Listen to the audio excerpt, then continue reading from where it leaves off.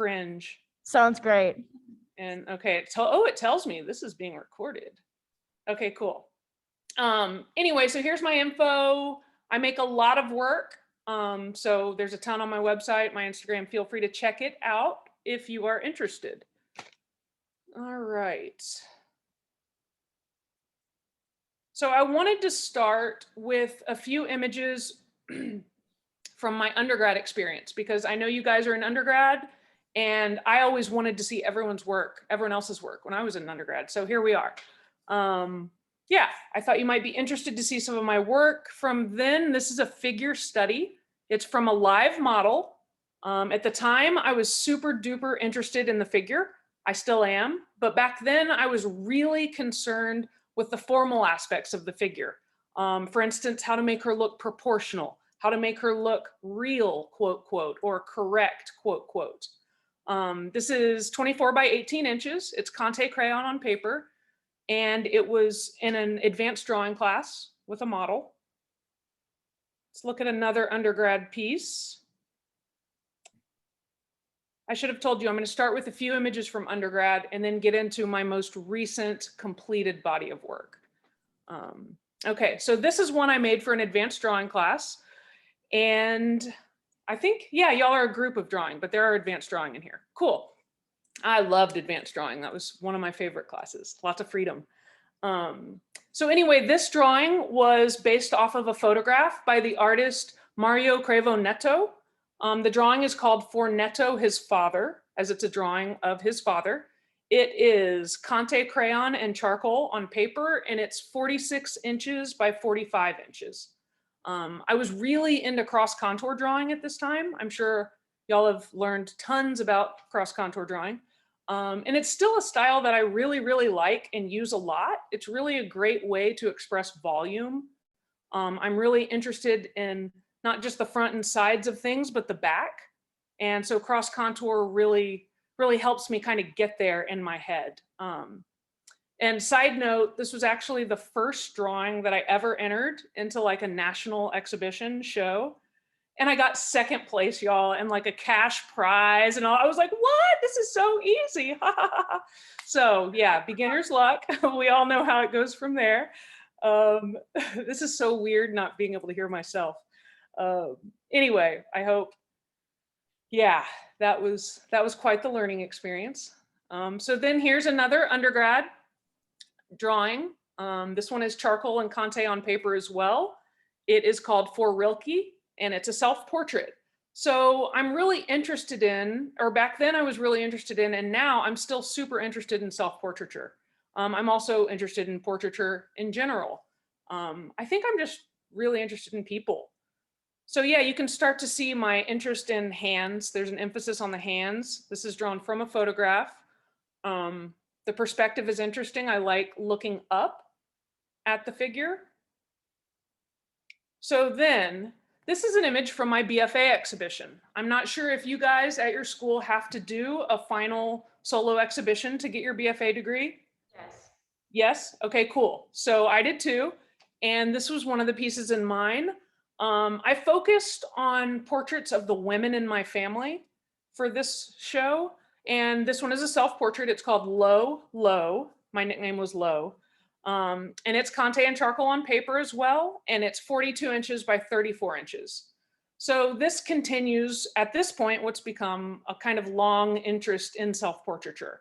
And it's just kind of a way to see myself, to study myself, and in a sense, understand myself. And it's kind of the precursor to the identity aspect of my work, something that I'll most likely continue to study through my entire life.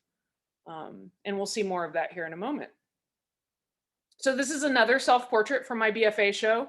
This slide isn't ideal. I hope you can get the idea. Oh, the top is cropped. Anyway, this one is called Yo, and it's Conte and charcoal on paper also, and it's 52 inches by 38.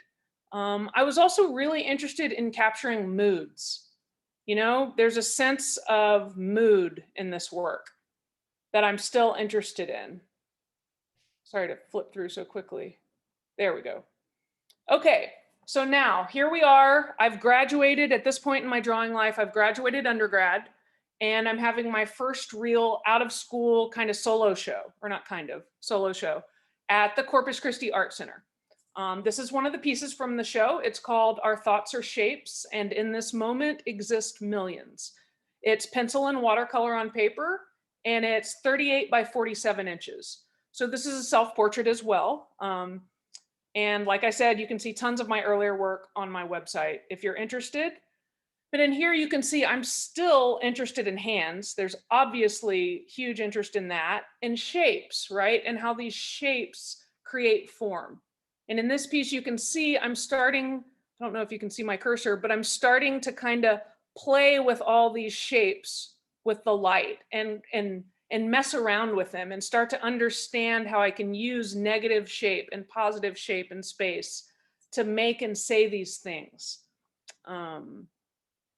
So yeah, and from here, I wanted to hop into one other body of work, but it's on my website. And I think, like I said, let's save that to the end because of all that. And also because honestly, I could not find the original file. And let me just tell you, that is the hardest part of art making, or one of the most difficult parts of the art making process. So at least for me, the sooner you get good at it, the better. So let me insert my little lecture of organize your images, find a method, seriously, find a method that works for you and stick with it. And that way you can take it from computer to computer to computer. But yeah, so I'm going to show you a couple pieces from my second solo show that was after undergrad. And the show was called A Shifting Thought, A Shifting Sea. And it was when I was living in Austin, right before I moved for graduate school to Corpus. It was at a place called CoLab. And this body of work was, of course, drawing focused, as all this work is drawing focused. But I also added the element of sound to the work. I'm a musician as well, and I used to play in bands and all of that. So sound has always been very important to me. For the body of work I'm going to show you guys, I recorded all the drawing sounds, so the literal sounds while I was making the drawing. And then I put those into my computer and edited them around and kind of made what I called soundscapes. And then I played the sound with the drawing. There was a little bit of animation. Anyway, I'll show it all to you in a moment if we have time. But yeah, I just wanted to tell you a little bit about that. So here we are. And I know this isn't a fabulous slide. I hope you can see it. All right, so from my older work, like I said, I'm going to skip a few bodies of work in a few years and hop into my most recent completed body of work. So this image is part of my most recent show. It was called Mother Baby. The body of work centered around the mother and child relationship. I became a mom when I was pretty young. I was about 23 years old. So this relationship, this connection has been a part of my work, whether directly or indirectly, for a really long time. 19 years to be exact. Mind-boggling to me.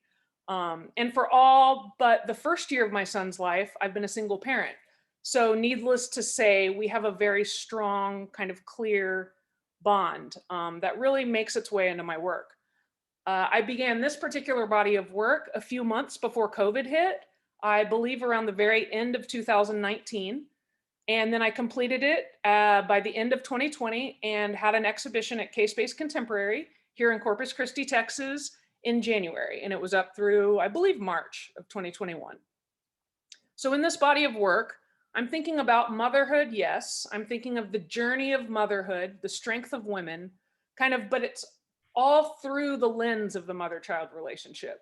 I'm thinking about identity, right? Things I was thinking about even before I had a child. These things are always kind of in that process, whether they're conscious or subconscious. It's all bubbling from back when, you know, I was an undergrad, which is really interesting. So anyway, I'm thinking about identity, how becoming a mother creates this completely new sense of identity. Now she's this other thing also, right? She's no longer just herself, she's a mother too. And she's deeply in love with her child, of course, but at the same time, she's deeply concerned with how to embrace and kind of sustain this new identity, right? Without losing yourself too.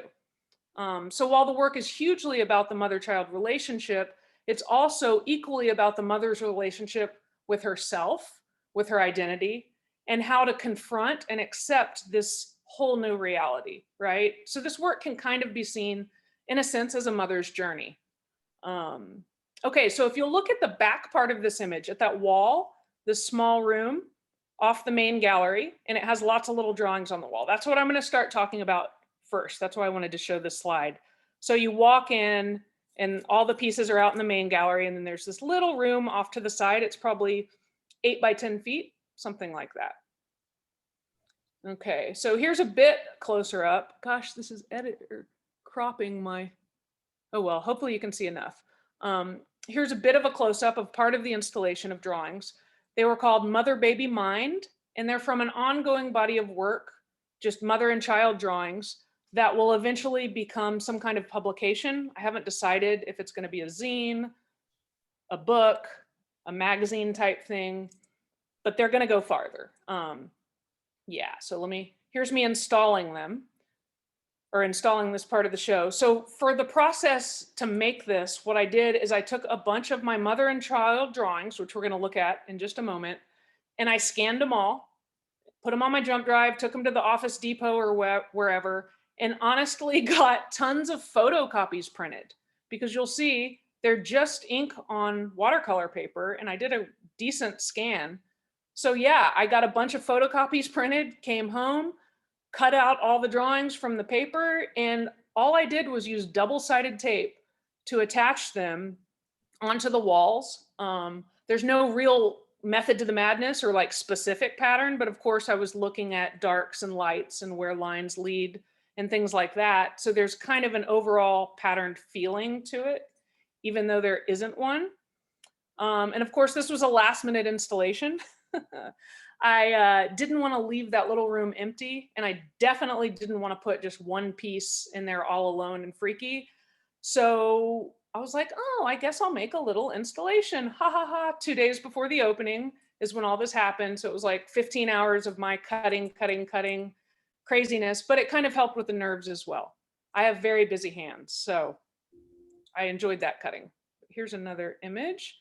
Maybe you can see these a little bit better. It was really difficult to photograph because this room was teeny tiny and I just couldn't get a good one. Probably, like I said, 10 by 8 foot. Here's another one. You can see at least how I cut them out of the copy paper, right? So yeah, so here are some of the images within that installation. This isn't all of them. I believe there's about 25 or 30 in total so far. It's an ongoing body of work, but they're all, like I said, ink on watercolor paper, and they're 8.5 by 5.5 inches. And they're all intuitive drawings. Nothing's planned out. There's nothing really thought about, just the idea of mother and child. So this one's obviously kind of really talking about that connection between mother and child, very literally. This is a huge theme in my work, as I've said, connection and relationship, right? Pretty much everything I seem to make is about the connection or the relationship between things, kind of both conceptually and formally. Formally, I'm interested in the way the shapes and the lines or the marks all connect together and on the picture plane, of course. And like conceptually, the work is about the mother-child relationship. So it's about that connection too, but it's equally about relationship in general, connection in general. I hope that makes sense. It's obviously difficult to put into words, or I would write stories and not draw pictures. How many times have we all said that while writing an artist statement, right? I see Kristen, yeah. Okay, here's another one. And I'm not gonna like go on and on about each image or anything. This cropped at the top. Let me see. Can you hold on just 1 second if I can see if I can get this fixed? Sure, go for it. Portion of screen. I guess. Ha, there we go. Okay, better. Thank you for bearing with me. That was driving me crazy. So here's another one. Again, connection, right? You can see my obsessive kind of line work, bit of cross contour. Conceptually, I mean, you know, Oh, there, good. I couldn't find the button. Okay, here's another one. There's an edge of darkness to a lot of these, and I don't think it's just the black and white nature, because when you work without color a lot, people kind of automatically assume a darkness or a certain mood to pieces, I've noticed. But these have more than that. In the mark making style, the line work, even the kind of exhaustion on the mother's face, perhaps. Having a hard time clicking to the next one. Hold on. There we go. Another one. You can just see obsessive line work, hands, still an emphasis. And still, in a sense, self-portraiture, right? Here you can see that sense of connection, but also maybe it's like an inherent loneliness in the mother, right? And we also see her arms, so I've kind of left that undergrad need to be correct. An arm can't do what that arm is doing that's holding the baby, right? Yeah, it's obviously impossible to curl your arm into a kind of weird black hole shape, but you can still tell it's an arm. And that's kind of where I am now. Here's another one. This one with all the multiple arms, lots to do. People have said this reminds them of the Hindu goddess. Her name just left me. Durga?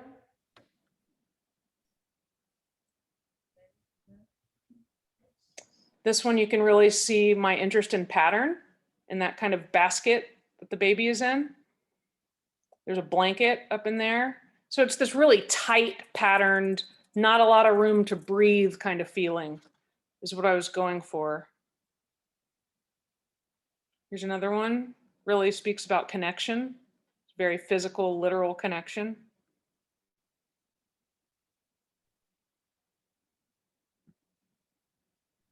I think this was the first one I did, which is much more illustrative. You can see the baby's arms kind of on the mother's neck a little, that kind of twinge of darkness. Again, his hands are an emphasis, always. See that tiny baby in there? She's protecting her. So all these are the pieces that you saw in that little tiny room off of the gallery. These are all scanned, like I said, photocopied, then cut out. You can see the use of pattern here, shape, multiple arms, themes that kind of just grow with the work and tend to stick. Another one, there's a little baby under there, under her flat little hand. And if you'll notice, the child is always in these kind of cocoon-like structures. You never see the kid's arms or legs or anything like that. This one reminds me of a Jack in the Box. Is that what it's called? Where you wind the ding, ding, ding, ding, ding, and it pops out? Yeah. Reminds me of that.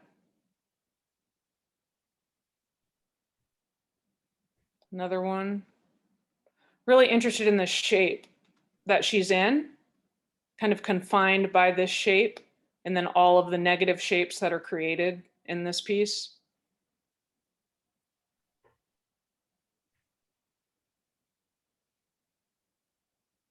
There's another one. Sense of motion with repetition here, just a little. Same obsessive line work that you see in all of my work.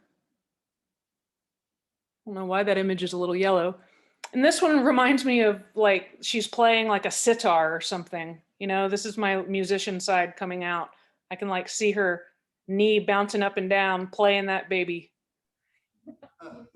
I know, it's totally weird, but in her head kind of moving. And again, that same sort of keyhole shape is in a few of them. I should have said that a few slides back. Here she is. This one's a little more straight seeming.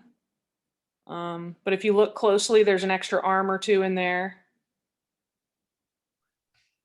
I really like the feet on this one. I was interested in those little toes. This one was different than the others. The same, baby in the little deal, chrysalis. This one was the influence for a piece we're going to see here in a minute. It was called If I Am the Mountain, You Are the Sun. And then here, this is the last one of these little ones we'll look at. It's just a multi-headed mother, little keyhole baby in that chrysalis, always in that chrysalis. And I wasn't sure why for a long time. And then, all right, so now we're going to get into the works on canvas for the show. So when I showed you that first image to show you the back, you saw one of the pieces on the wall. There are 5 in total. And this was the first one I made, or should I say the first one I started. My process is to work on many drawings at once. I'm pretty ADD, and I find that it works best for me to work on multiple things at once. I find that if I get stuck on something, or I don't know where to go, because most of my work is intuitive, I just jump to another piece.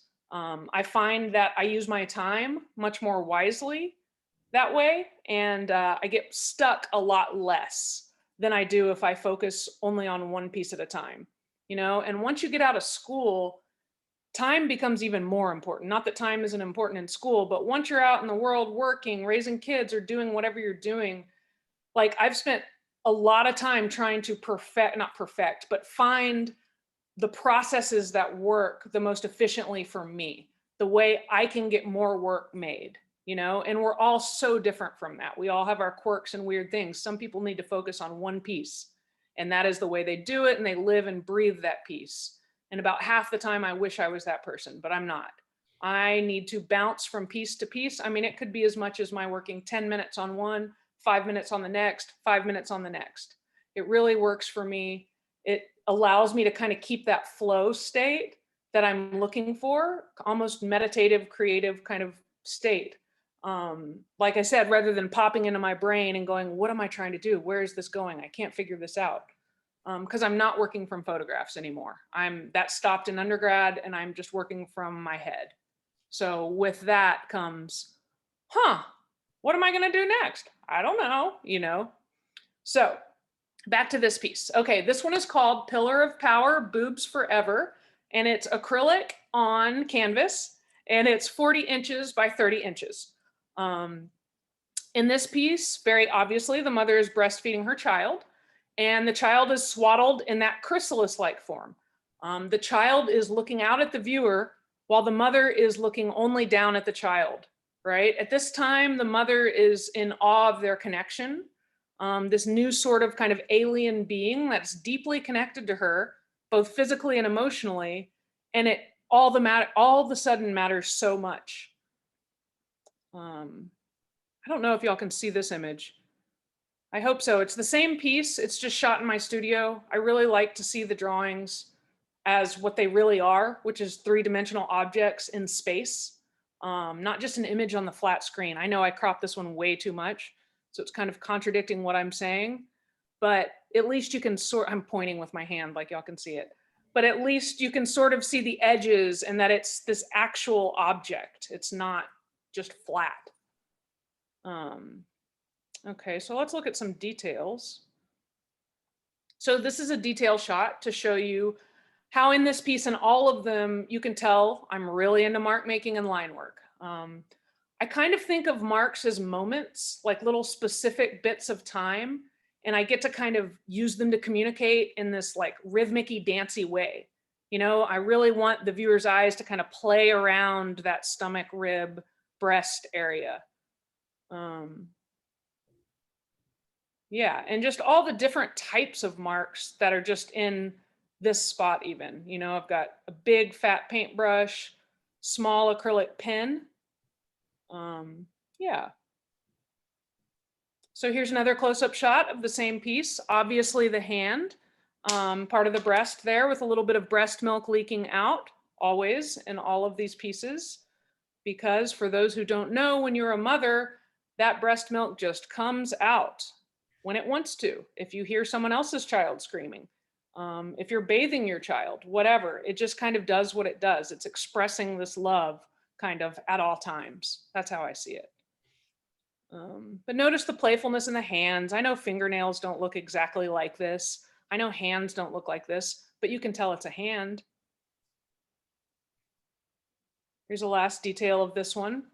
And this one, we can see a little bit of this pattern towel. And you're gonna notice it's in all the works on canvas in this show. So I grew up with patterns all around me, Persian type rugs, Mexican rugs, Hopi blankets. Textiles in general have always been really interesting to me. The patterns give me a sense of peace and kind of a sense of mental space, right? They're rhythmic, but at the same time, they're obviously static. So for me, this becomes like a meditative space in the work. So there's plenty for me to look at and see, but it also kind of lets my brain rest for a minute. I don't know if that makes sense, but drawing them for me is kind of like being in a trance state, really. It's just really a nice break. And again, here's another close-up of that hand, right? Fingernails don't have all those lines, but I like them. And then these little button type things hanging off the towel, the blanket, those are things I add in for kind of just a sense of rhythm or maybe a connective element. I don't know, they look fun to me. There's something light and playful about them. So I say that just because it's fine to add things that make no sense, right? I mean, isn't that the greatest part about art? Like, guess what? You're free. You can do anything you want. Nada matters. Like, unless you're a photorealist, which is wonderful too, but otherwise, man, sky's the limit. I love it. Talk about freedom, right?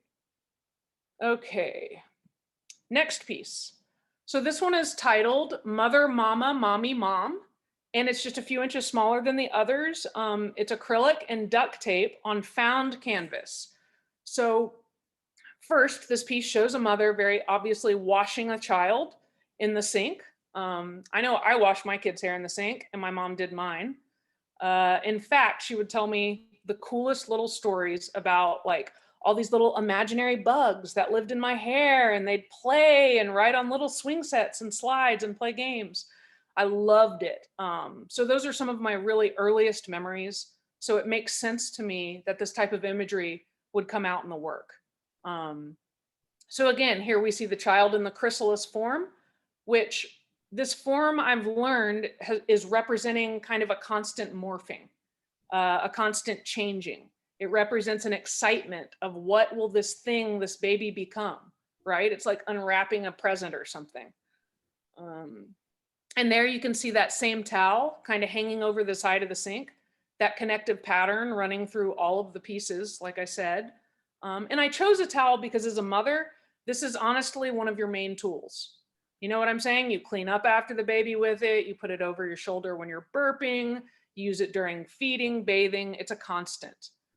Almost like a security blanket for the mother. It really is a mother's kind of tool. Here's another studio shot, just kind of reminding us it's an actual object made of paint and canvas and stretcher bars. Let's look at some details of this one. So here's another close-up just to show you some of the line work and mark making. Again, the marks are really just, I see them as like a rhythmic landscape, right? Like on her body, these are a landscape of the mother, her moments of now, of then, of what's to come, right? And like I said earlier, it's also a way to kind of pull the viewer's eyes around. Like I'm hoping to take their eyes on kind of a long swim along the different shapes and the body parts and all that.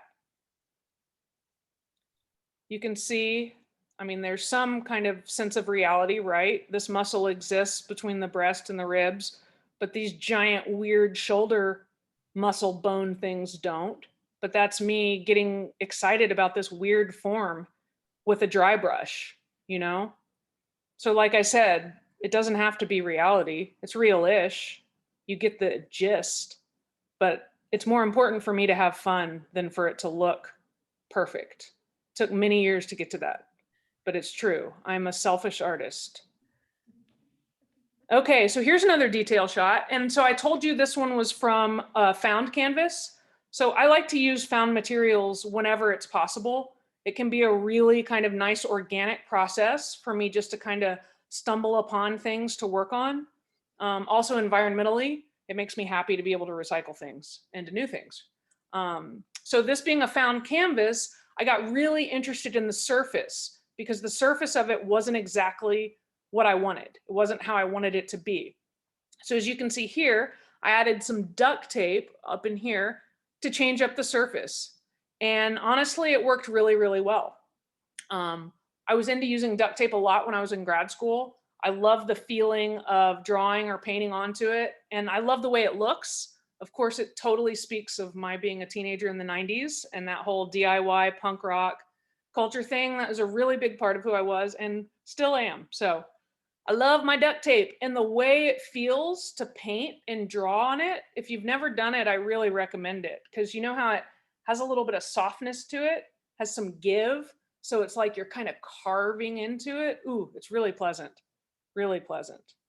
I'm a very tactile person. That's a big part of my process. Like I wake up craving the way that pencil on paper feels or the way a brush on that canvas feels.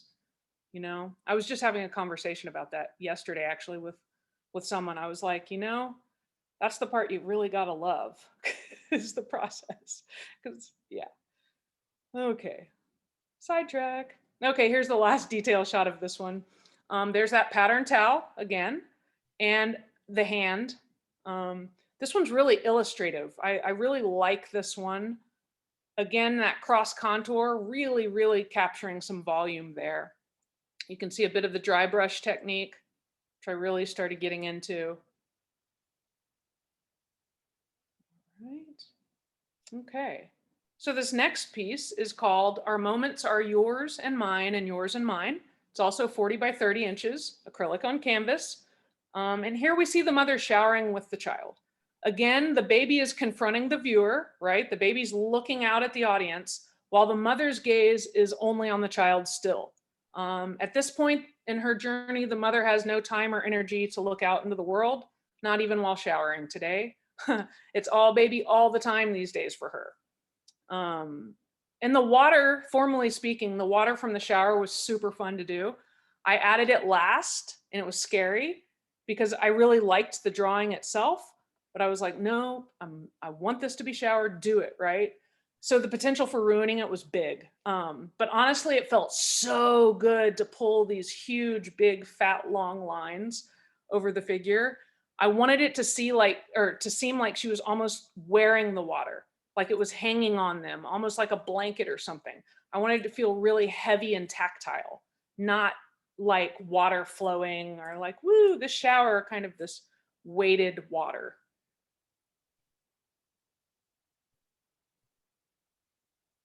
Here's just in my studio. So funny, the difference in slides. Ew. Blows my mind. Okay, so here's a detail of one of the hands. So in this piece, I'm really interested in the different styles of hands that are in the same drawing. In all these pieces and all my work, like I've said, there's always a major emphasis on the hands. But in this piece, I was playing with the different types of paint application and mark making. So the one on the left that we see here is super simply rendered. It's inlined very simply, but it captures the gesture well. It's just a dry brush, a couple marks, and then an outline or a contour line. And then the other hand, which we see right above it actually, is much more tightly rendered with hard lines. There's a better one of it. So this is a detail of that other hand. And you can see the difference, right? I mean, it's fairly dramatic. And I'm interested in these two very different understandings of the same thing, just kind of conceptually and on a deeper level. Two different ways of being, really, right? Yet they're on the same person. So it's almost like it's a metaphor for motherhood, right? The super dichotomy of being a mother on the one hand and still somehow yourself on the other. They're both very different, but they're the same and they're within the same person. I hope that makes sense. But conceptually, that's something I'm exploring even more now. I'm really interested in that. And then here again, we see that pattern towel, right? That's been the connective sort of force between all of this work, hanging over the mother's arm. Mama needs her tool, especially in the shower. Here you can really see those lines I pulled of paint, kind of weighing on the figure. And again, the baby in that chrysalis form, this weird little old man face.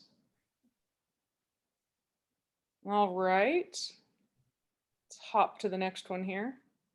Okay, so this is the second to the last image in the show.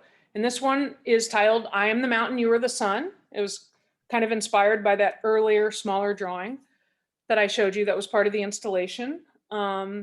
This one is also acrylic on canvas and 40 by 30 inches. So this drawing is the first in the series where the mother is attempting to look outside of herself and the baby, right? She's looking out. She finally is looking at the viewer into the world.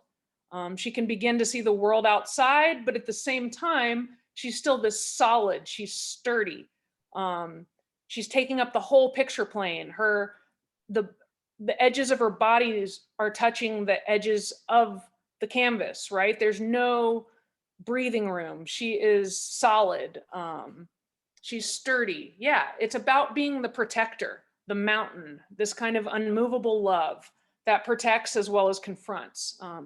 She's always there. She always will be. Just the solidity is what I was shooting for on this piece. Let's look at it in my studio. Ooh, that lighting's off. Here comes another freaky lit one. But just a bit of a close-up. In this piece, I started to actually get really interested in the paint itself, especially the transparency of it. Like you can see in the toes and the feet. I wish I had a close-up of that, but I don't. And so while I say that, these are all made with acrylic, but I very much consider them drawings, right? These are not considered paintings to me. These are drawings. And I've spent like a lot of time thinking about the differences between painting and drawing.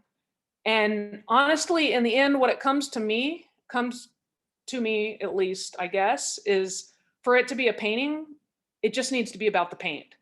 I mean, really, like I've looked at all these conceptual theories and depth and all of this stuff when really, if it's painting, it's about paint. These aren't about paint.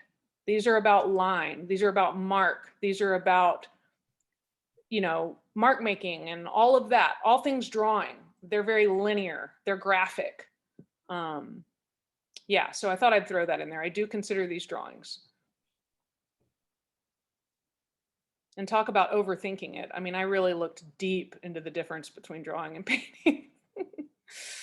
Here's a close-up. So again, the hands, as always, major emphasis on the piece. And again, in this one, there are two completely differently rendered hands representing two different parts of a self within the same person.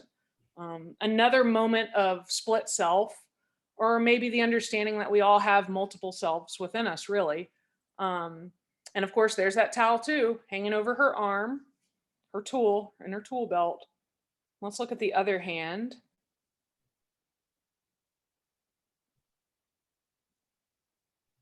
You can see the patterns, lots of line work, not a lot of breathing room. This one really kind of shows the difference in pattern, line work, shape. Okay, and so for my last image in the show, or drawing in the show, yeah, so this is the last one, and it was the last work on canvas that I actually made in this group. It's the only horizontal one, and it's the only one that has color in it. It's titled Vegan Cheese and Wine Will Always Make You Shine, and it is 30 inches by 40 inches. And here we see the mother and child, and they're in a bathtub together. The mother has a piece of pizza and a glass of wine balanced on her knees. Motherhood's all a balancing game, literally. And in this one, she's in more of an environment than she ever has been before, right? There's green plants behind her. There's a sky filled with stars. I don't know if y'all can see those. The ground over there on the bottom right is hot pink. Yeah, she's looking out. And the color was really fun to do on this one. After working in black and white only in this body of work, using color kind of added another layer to my experimentation, because that's all they're all just giant experimentations. So throwing color in there was a refreshing kind of moment. And it really felt like a necessary addition to a piece that's about bringing the mother back into the world, right? In this piece, she's actually looking far out of her kind of mother and child existence, and she's looking past the viewer, kind of into the unknown. She's finally confronting her own existence in the larger world. She's wearing jewelry, like a few of the pieces have her wearing, but in this one, she has tiny little earrings that say shit. And maybe that, I'll show you a better slide of that here. And maybe that's kind of what she's thinking about as she sort of contemplates the rest of her life in the world. Of course, we see that patterned towel in the back, hanging over the back of the tub. And of course, the hands are oversized for emphasis, and just like all the others. And, you know, they work for and they're protecting the child. That's why they're just always so important. I mean, they always just say so much about a person. So yeah, ultimately, this is the mother's kind of coming out into the world piece. She's still a mother, but not only a mother anymore. And that's okay. She's intrigued by it. She's intrigued by this realization that there's a whole world out there waiting for her to join. And here's a close-up so you can see the face and the earring a little bit better. Yeah, some people have said she looks like a little space person too. I'm always so interested in what people say. And I mean, like, you can look at the face and see I'm not a realist. You can tell it's a face for sure. There's nose and ear, mouth, whatever. But again, I'm not interested in this kind of hyper real idea. I'm more interested in the fun of the shape and the form, and how I can push that, how I can make something that doesn't work at all, like that weird little arm, and still have people accept that it's an arm. I mean, it's kind of magic, really. Here's some more cross contour line work on the thigh. I really like the dry brush application on this leg, how it looks like spray paint. This was kind of a fun thing I discovered in this body of work. Another detail, just to show you again that dry brushing technique kind of mixed with all the line. Here's the dry brush, all the line. This is the baby's head and body, the breast milk. And here's our, lastly, the wine and the pizza balanced on our knees. And again, not going for realistic with these, right? The pizza slice looked a little bit better out of perspective. It gives it a little bit of personality, right? The wine glass looked better on that white line than more over onto the actual top of the knee where it would be or should be. Yeah, like I said, I'm just really into playing with form and not being tied down. Yeah, as I said earlier, working with relationships, the actual relationships of the subjects and the relationships of the forms together, the relationships of lines to marks to color, all of that. I just kind of like everything to connect in some kind of visual way. It's hard to put that into words. It's not all literal visual connection, but there's something happening. There's a rhythm, probably would be the best way I could describe it. And maybe that comes from my music background, but there has to be a particular flow for me with shapes and line and marks and form that's more important to me overall than the reality of what we're looking at. I mean, it's all a game anyway, right? They're just drawings. It's just paint on a canvas or graphite on a piece of paper, you know? So that's about it. Here's my contact info again. Kristen, I don't know if we have time to hop to my website, what your schedule's like, if you want to ask questions instead, if you just want to call it, you tell me.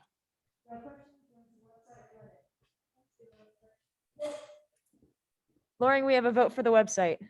Okay, cool. Let's see if I can figure out how to do this, guys. Bear with me. What do I do here? Okay, exit show. Okay.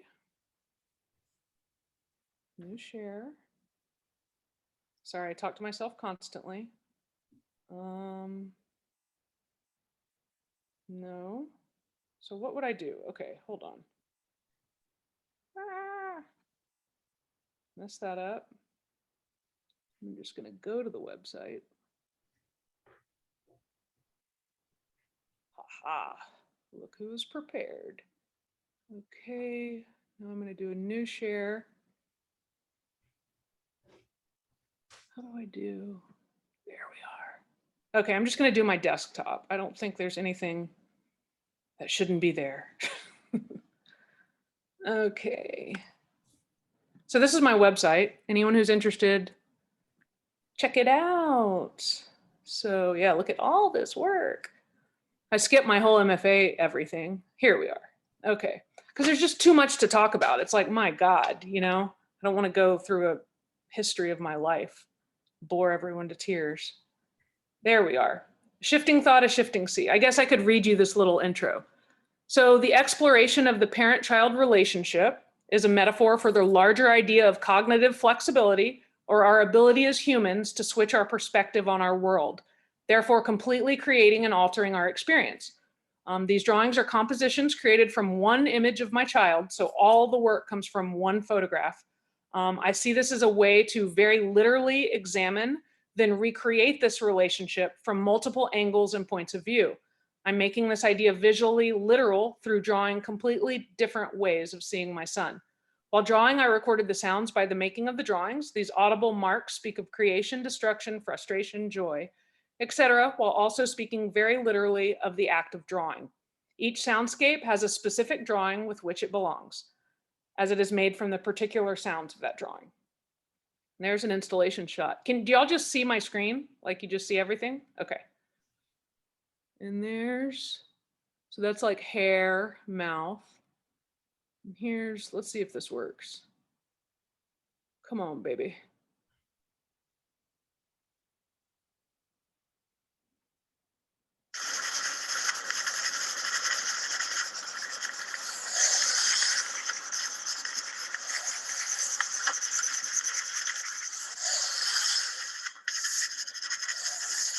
So that's just all of my drawing sounds recorded and then edited, trying to escape. Maybe shouldn't have done full screen. I'm like, uh-oh. Let me see. Yeah, girl. There we go. So ones like that, I mean, there's some that are just, this is just a drawing. Graphite on paper. Let's see what this one is. Y'all want to? Is this boring? Oh, this is a weird little hand-drawn animation with a weird little soundtrack.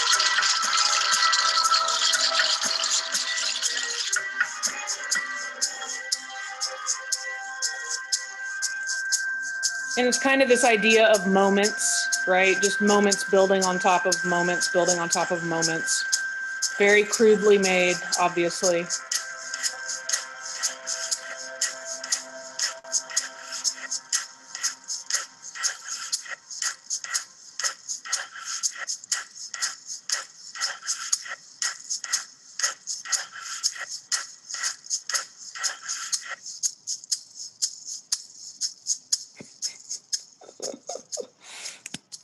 Oh no. So, let's see. Get out of there. So yeah, I'll show you one more before I stop.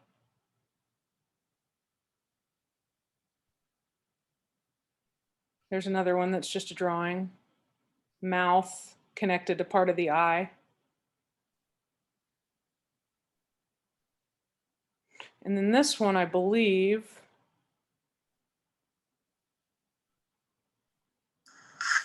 has some instruments in it, maybe too.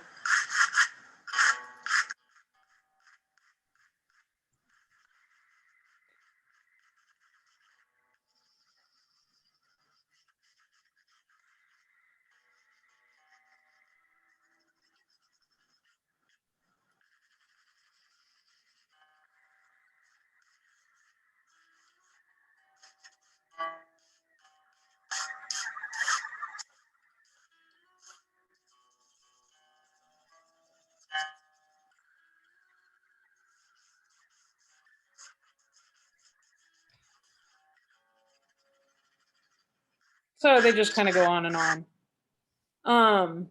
Yeah, so those are those. And the way they were exhibited was like this. So I made all these sound things and put them on these found kind of large things from a pier, I guess, and then just had CDs playing really loud all together. And so it was like you walked in and it was like really intense kind of drawing situation. So it's one of those where the installation was a bit more interesting than the website. But I wanted to show you all those because it's another way of drawing is a finished piece of art, right? So often in the history of art, drawing is a precursor to painting. Drawing is the practice, drawing is the laying out of, right? It's the visual language. It's the way you show your sketches to your professor.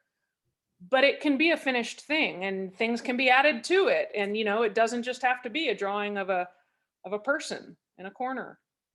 And then here's the last one, and this is just a sound piece I made. It's called Drawing Beat. This is so embarrassing. I don't know why I'm showing this. Oh, maybe it won't work. Okay, but just to give you guys ideas of things you can do with drawing. That's the eraser.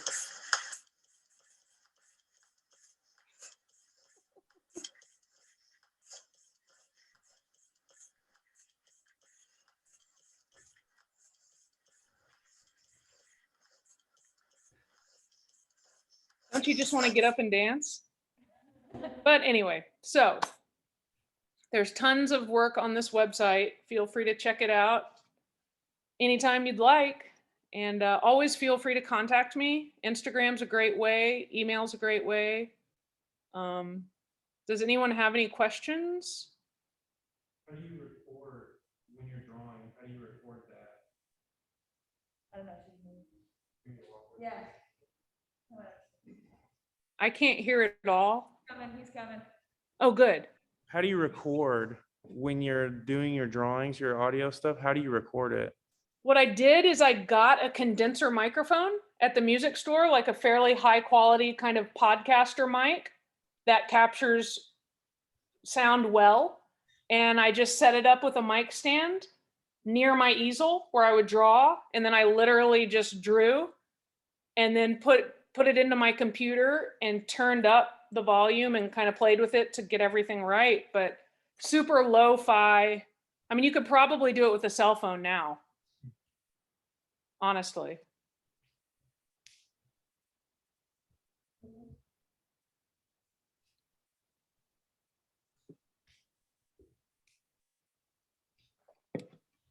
Bueller.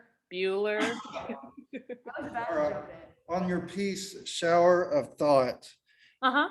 the woman's head and the baby's head, they're not behind the water. Right. Down.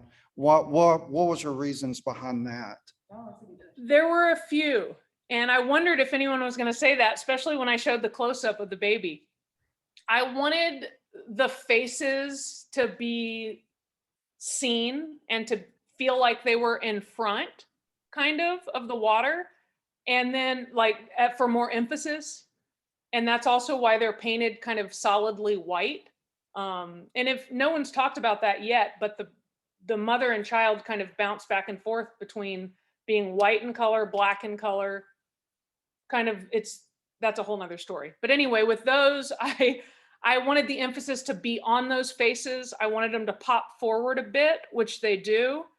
And also formally, while I was pulling the line white on white, I had to decide, do I want this to go over the top or behind? And that's what I chose. It looked better formally for me, but mostly conceptually for emphasis. They popped right out to the very front. Good question. I mean, all of them are good questions. Anyone else? Yeah. Don't be shy.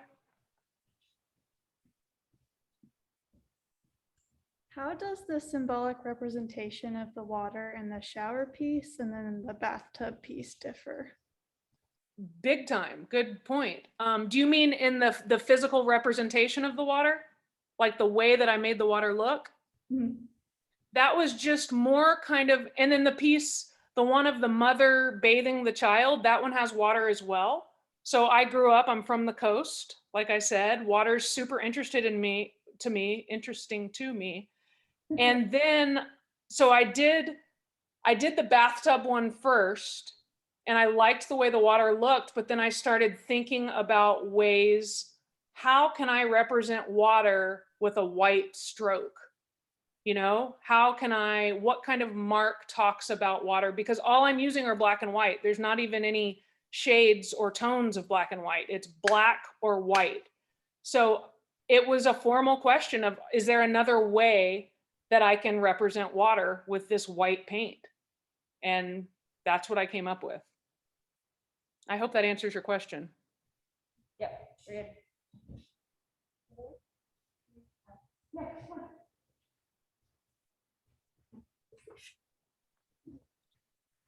You talked about like some of the patterns and the mark making being a meditative space in the drawing. I was wondering, like on the towels that are repeated throughout the drawing, how long does that take? And is the process, is that what is meditative, or is it the after? Great question. It's kind of both. For me personally, the process of making patterns like that is very meditative because it's repetition, right? And so repetition often kind of creates that feeling of meditation, right? I don't know if any of y'all are meditators, but breathe in, breathe out, breathe in, breathe out. You're doing the same thing, or a meditative walk, left, right, that kind of rhythm creates a kind of meditative state for me. So when I'm doing a pattern, that's basically what I'm doing. And I'm able to not think about, what is this finger doing? Because when I'm drawing a hand, I'm thinking about the finger, I'm thinking about the direction, I'm thinking about the back of the finger, I'm thinking about the top, the side, the other side. Do I want there to be light on it? Do I not? Like, it's all this kind of below the surface subconscious thinking. It's not conscious, but it's there. But with a pattern, none of that exists. It's just this kind of clear, open, once I've determined what my pattern is, then it's just kind of almost like automatic writing, you know? And for the viewer, I think while it looks like a very kind of tight, condensed sort of thing, I think it also, because it is so repetitious, gives the viewer a place for their eyes to rest a bit too. And I could be completely wrong about that. But that's just kind of how I see it when I look at them. But I'm the maker too, so, you know. Changes my experience of it. God, I wish I could get out of my experience of it and see y'all's.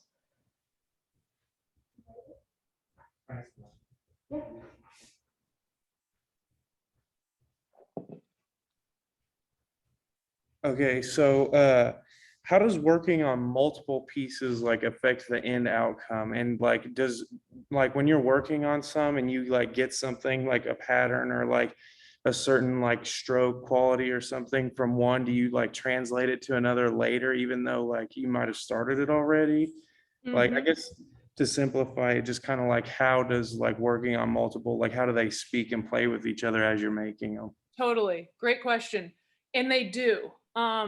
So it was in undergrad, I was working on my BFA show, was the first time someone told me, hey, why don't you try working on more than one piece, you know?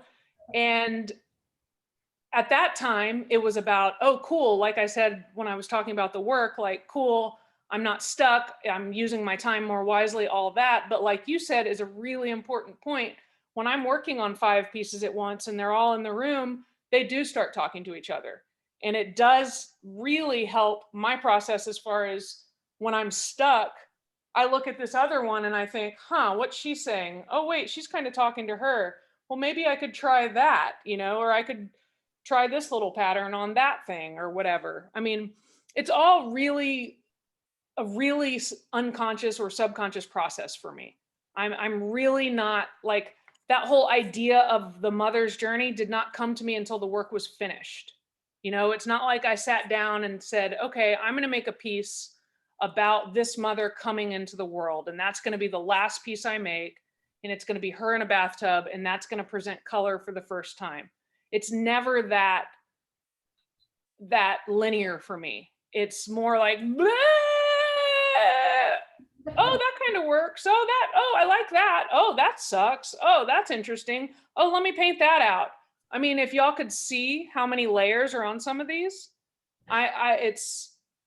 it's crazy. So they do speak to each other totally, but it's not this like linear, understood by me kind of thing. It's more me just there with a paintbrush or a pencil going, okay, what am I doing? And I'm not trying to present the crazy artist like I think about things. I knew this body of work was going to be about the mother-child relationship.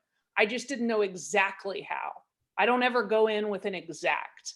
Like most of those pieces started with a 3-inch little thumbnail, having a glass of wine in my backyard.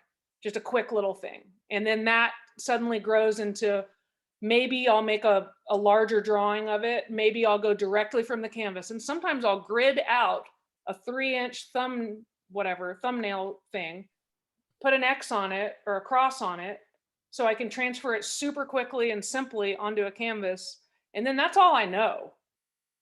From there, it's like, I don't know, just trying to kind of create what it really is for me. I'm creating a relationship with this actual piece of paper, right? And so this drawing is a recording of this relationship I'm creating. I mean, that's the easiest way I can explain it. And then yes, they talk to each other. And yes, I look at one and say, damn, I like that pattern. I'm going to use that on this one. Cool. Oh, good. That's a connective element. Like, I didn't plan it, but yes, cool. So it's this very natural kind of thing, but it all comes down to, it's a long ass relationship with a piece of paper or a piece of canvas. And it just, yeah, I'm not one of those people who comes in. I have been at times in my life where I have a photograph and I am representing this. That's one way too. So maybe less headaches that way, because you know what your final piece is. I never know what my final piece is. That's part of my process. I don't ever want to know what my final piece is. That's boring as hell to me. Like, I don't care. I want to figure it out. Sorry, I said hell. Yeah. It's boring as Hades to me.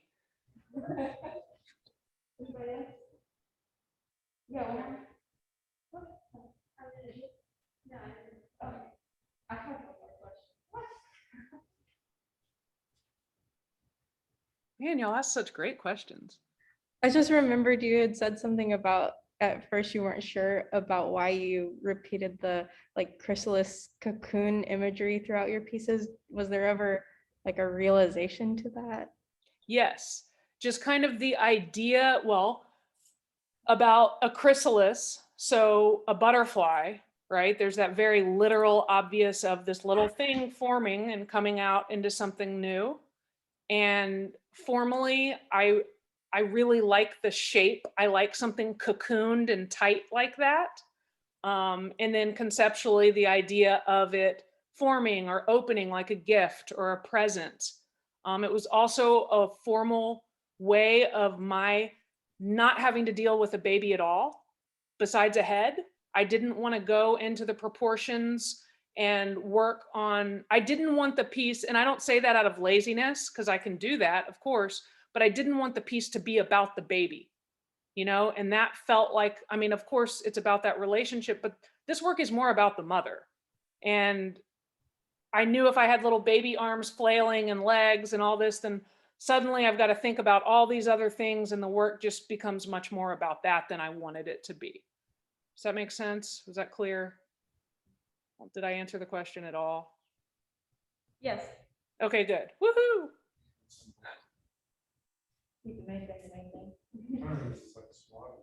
Yeah. We have more questions? Okay. Thank you so much for coming today, Loring. It was an You too. absolute, it was amazing to see you again and You too. get to talk to you. But yeah, this was really, really great. Was this helpful at all? Like, truly? I mean, did anyone get anything from it, I hope? We have many heads nodding and holding Okay, up good. books with many notes in the sketchbooks. Good. So- And y'all, I'm truly serious. Don't hesitate to reach out. I'm always open for an Instagram message, a email, whatever. I teach online, so I'm always on this thing. And yeah, I don't know how much help I can be or an interesting collaboration or anything. Sure. Don't be shy, please. And thank you so much. I really appreciate it, Kristen. Like, this has been awesome and it's so good to see you. Please tell Robin I say hey. Will. And yeah, anything else I can ever do, Awesome. find me and come Hopefully visit me. Yeah, we totally will. Good. Yeah, once this thing blows over. Yeah, that. Goodness. Thank you so much.